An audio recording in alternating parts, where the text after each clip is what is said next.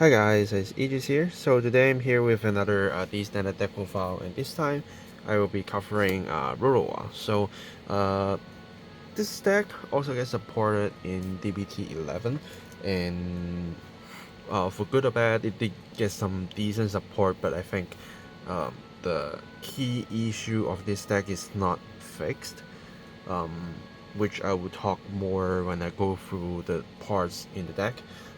So without further ado, let's go into the deck profile immediately.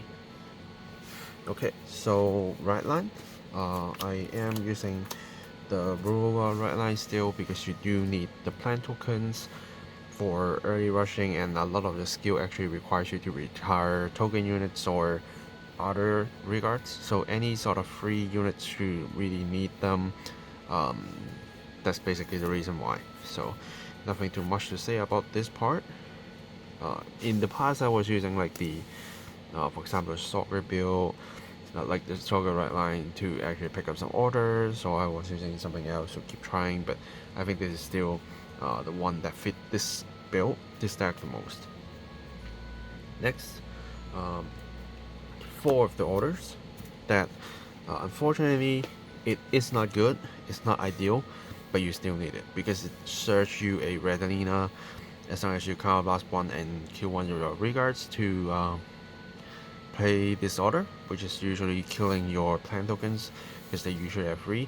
And this card will also pump your back row token units by 5k per each order you have on the field. So the more you have, the stronger they become. But to me, the part that I don't like this order is that it's being a grade 3 order. Of course, if it's a grade 2 order, some people might say it actually like forcing the rush play, but with this deck, if you can't rush, it's really hard to go to what you want to reach. So I still rather this card to be a grade 2 order instead of grade 3 order, but something that we can't change. Some people trying to take this out, and I can see their reasoning because they do want to like increase cards with shield value. But if you don't have a chance to find Redalina, this deck won't work by a lot of means, because I tried a lot of games that I didn't reach any Redalina, and this card just basically helped me out so much to get back to the position where I feel comfortable. So yeah, but this order can only search from deck, so if you run out of Redalina, then that's too bad. But at least you still get to pump your token units. Next, I'm running 4 of the new Rorowa. So sadly, he is not like the very ideal support again. I don't like to like being negative with this deck, but unfortunately I think we deserves better support with this deck, even with the promos. So this card,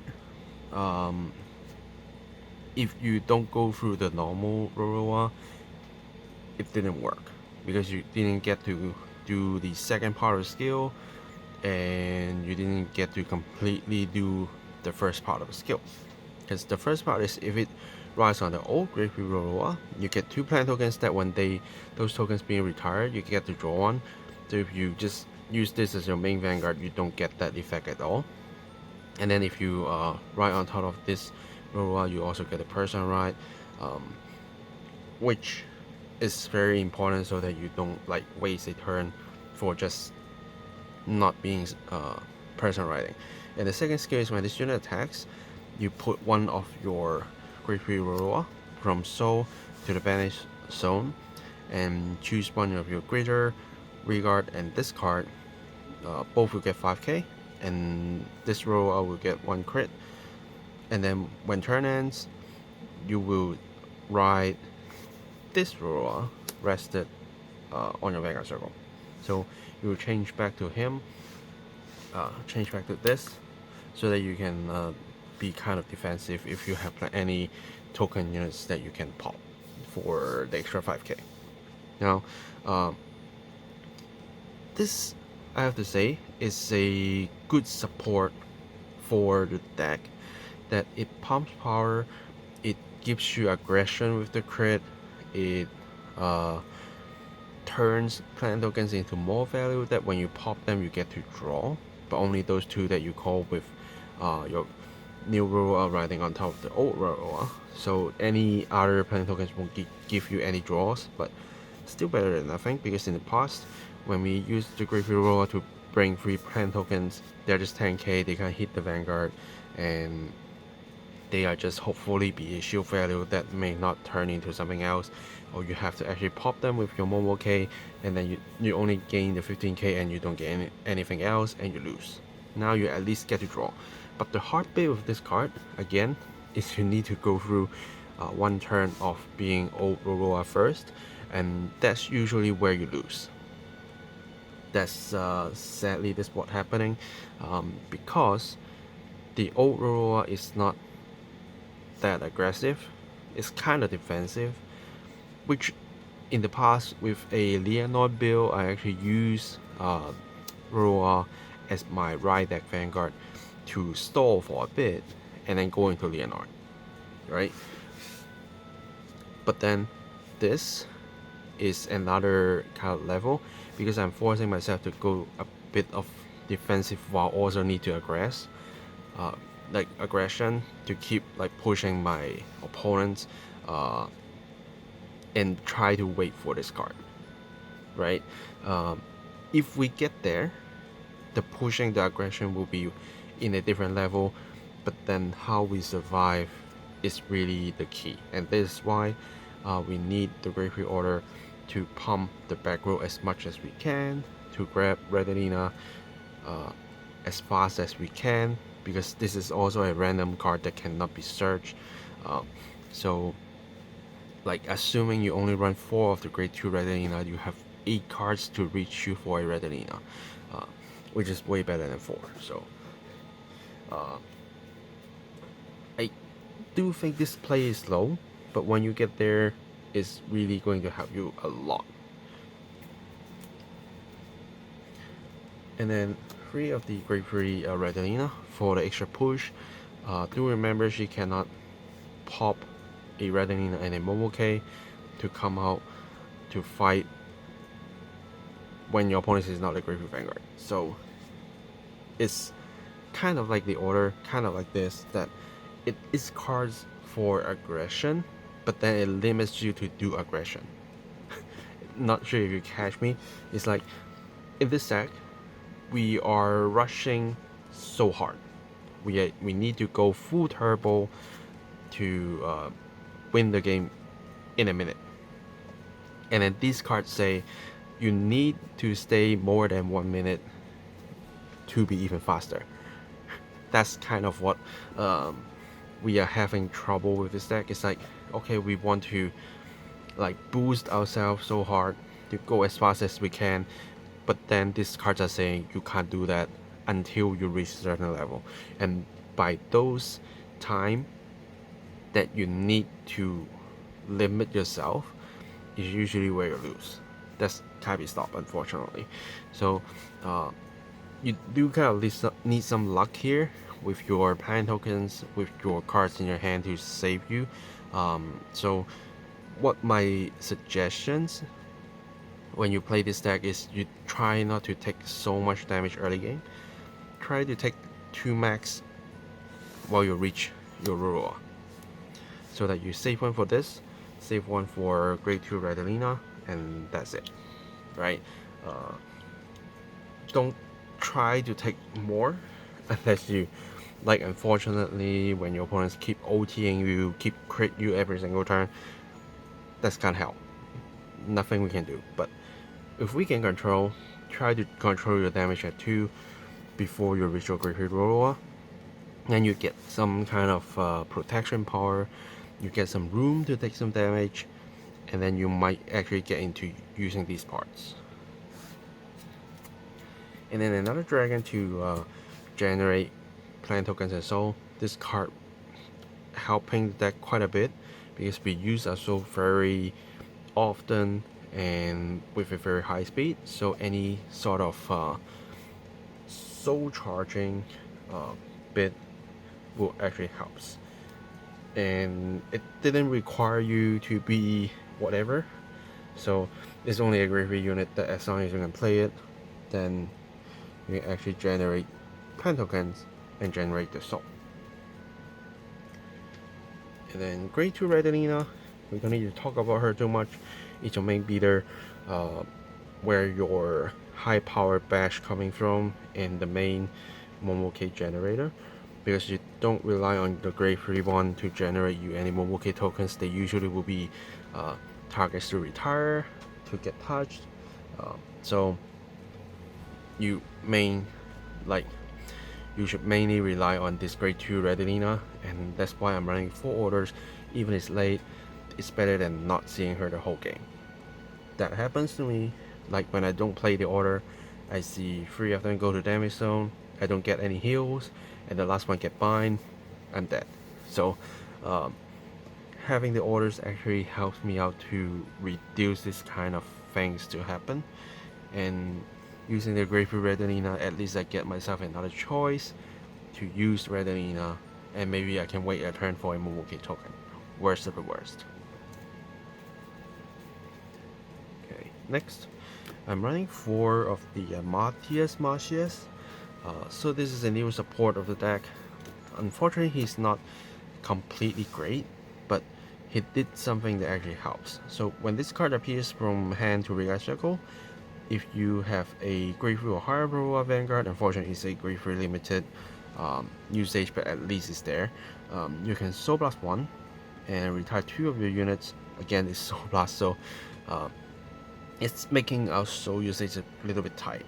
But this card can call a grade 2 or lower unit from a drop zone to Regal Circle, which basically brings back your Redalina, because the order didn't search and you need to pop some of your Redalina with a grade 3 one. So unless you're using like the revive orders like Resentment or Spiritual Body Condensation, you won't be able to bring your Redalina back, and those only cost you 1 soul, but this costs you 1 soul and 2 units. But your new Rorowa will generate 2 tokens that you pop and get to draw, so it isn't that bad. And the reason why I'm running this card over the other orders is because the second skill, that in the front row Regal Circle, at the start of the battle phase, if you have a Rorowa unit and a Redalina unit, you can actually get to call a plant token unit if you want to. So this turns out to be a extra 5k defense, because no matter which one you're on, you will still be back on the grade 3 Rorowa anyway, and any extra plant token that fits the fields, the empty field, can be your extra 5k shield. That's the main reason why I'm using this card. So I don't always bring back units, because I bring back this, or I don't use the skill at all, and then I will generate a plant token. So that's basically the uses. It's not ideal, because you can't do like a ditch bring back as a grade 2 turn, because it limits you to be having a grade 3 or higher Rorowa Vanguard. But it's better than nothing, because the second skill, that when you have a Rorowa and a Redalina on the field, you can generate a plant token, that is something that always being active. So even if you're on your grade 2 turn, you play this card, because you have 2 plant tokens that might just be eaten by Momoke, you at least bring 1 back to get 1 booster to adjust your power level, to force your opponents to be giving you a little bit more guards.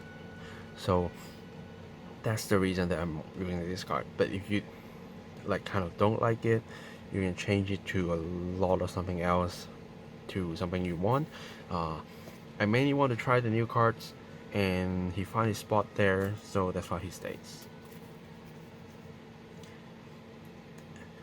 And then mushrooms.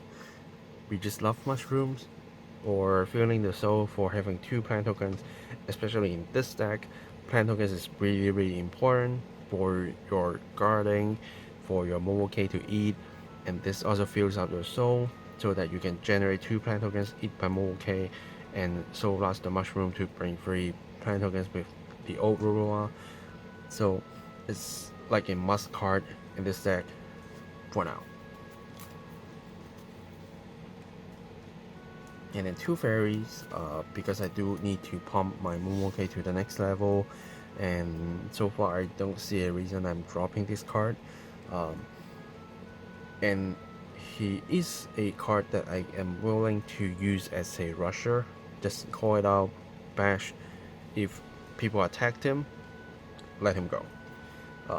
But if they don't, the next turn when I have a Momoke, I can just eat it. So that's basically a free 50k plus just with this card. So I don't see a reason to drop it yet.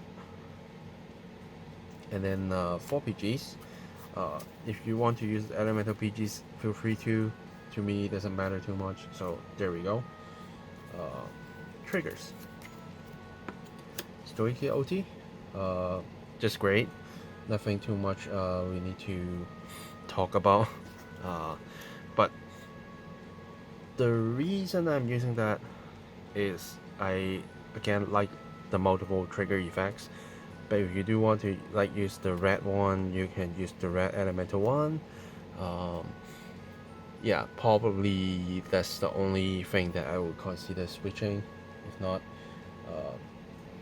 probably just use this to save you by a lot, because any sort of extra draw is actually helpful.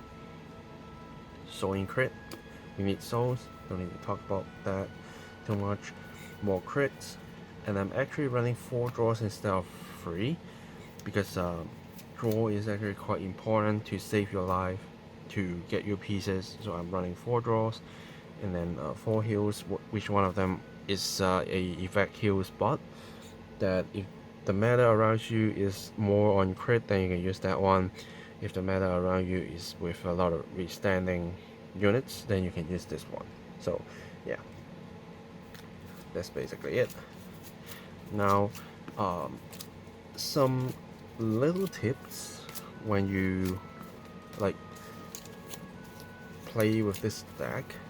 What I will suggest is first you go from here, then you go from here, you get yourself a plant token, and depends. So if you are going first, then that's probably be the end of the turn. If not, you'll go for this and swing, right? And then the next turn you will pop this to generate 2 plant tokens, right? So that's what you think. If you are going first, then that's probably usually what I do. Do 3 attacks, be threatening. You might get stopped, but you just can't foresee any kind of stuff, and even if you do this, it still will be stopped by 1 trigger. So that's probably a better way. But if you know a Red Arena is coming next turn, then you might consider doing this. The reason behind is you have your grade 2 Red Arena, right? And it will generate you a Momoke token, and they will need to be on the same column. So if you do this, and if nothing dies, then you need to basically waste this to get this, or you need to waste these 2 for keeping this, right? So that's something that you need to be very, very careful about when you go into this, right? So but if you don't see a Red Arena at all, I think this is totally a fine idea to just go for swing, swing, swing. That's totally fine. But if you are doing this, then you can just pop these 2 to make this big. This can hit something else, and then you can just swing, swing, swing, swing, right? And once you get into your grade 3, then it really depends on what you have. Your ideal situation is from here, you get yourself a mushroom, go in there, get your plant tokens. Use your mobile case skill, pop this 3, pop it, so last 1 to generate 3 plant tokens. That's probably what I would think is the most ideal situation.